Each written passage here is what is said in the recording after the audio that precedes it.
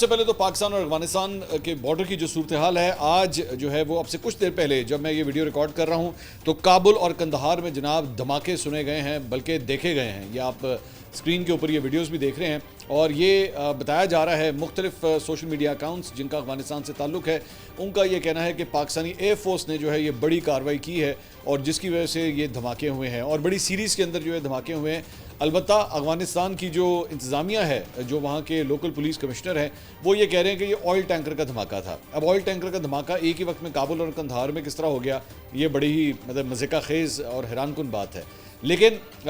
خبر یہ ہے کہ اس وقت پاکستانی ڈرونز جو ہیں وہ افغانستان کی فضاؤں میں بلند ہیں اور مختلف ایریاز کو وہ ٹارگٹ کر رہے ہیں۔ یہ میں آپ کو بالکل اپنی کبوتر کے ذریعے، ہمارا کبوتر بھی فضاؤں میں جو ہے وہ ٹریول کر رہا ہے، تو اسے جب ڈرونز، پاکستانی ڈرونز نظر آتے ہیں تو وہ ہمیں آئیڈینٹیفائی کرتا ہے کہ جناب دیکھیں یہاں پہ پاکستانی ڈرونز جو ہیں وہ اچھی خاصی تباہی وہاں پہ مچا رہے ہیں، ان کے ٹینکس کو بھی ٹارگٹ کر رہے ہیں، ان کی چوکیوں کو بھی ٹارگٹ کر رہے ہیں، اور ساتھ ہی ساتھ کہیں پہ دہشت گرد جو پاکستان اور